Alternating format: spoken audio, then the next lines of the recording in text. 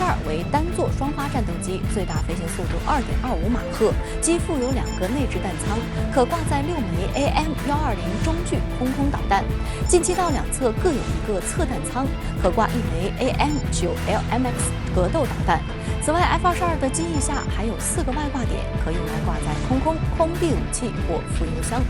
F-22的探测系统主要是 AN/APG-77雷达和 AN/ALR-94电子战系统，前者对战斗机目标的最大探测距离为240公里，后者则能以被动方式隐蔽地探测到半径460公里内的目标。另外 ，F-22最大作战优势是隐身性能，其雷达反射截面积仅10平方厘米，因此美空军逐渐把 F-22单纯制空的空优定位向兼顾对地攻击的多用途转变。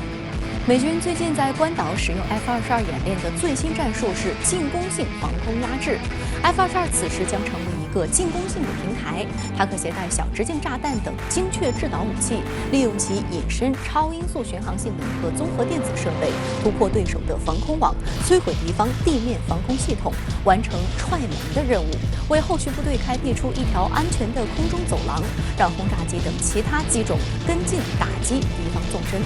早在2018年，美国空军就曾从本土出动3架 B-2轰炸机，抵达夏威夷西卡姆空军基地，和 F-22联手演练隐身突防战术。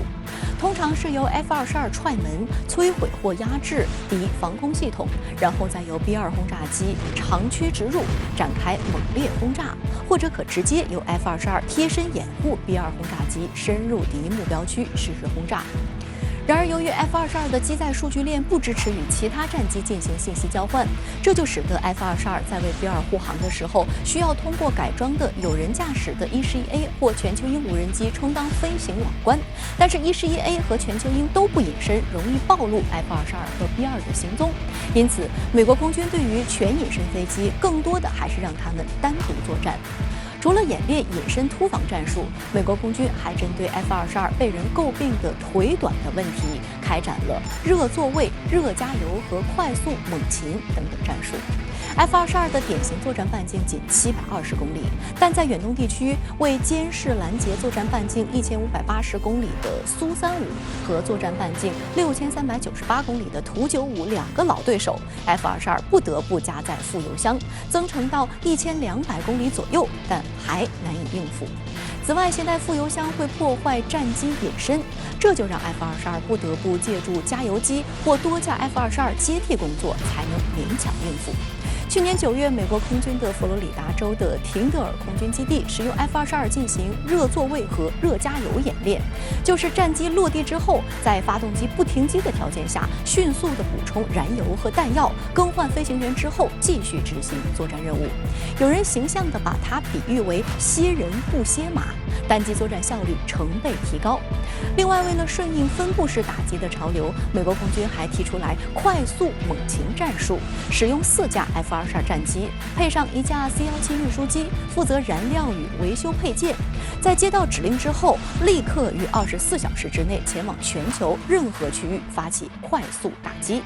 F-22服役30年来很少实战，只有快速猛禽战术在叙利亚战场见到了成效，号称创造了 F-22单机每日出动架次达3架次的世界纪录。有观察指出，对于没有反隐身能力的小国 ，F-22采取任何战术都是致命的威胁；而对于有战略纵深和反隐身武器的大国而言 ，F-22不管以什么战术突入领空，本质上都是自杀行为。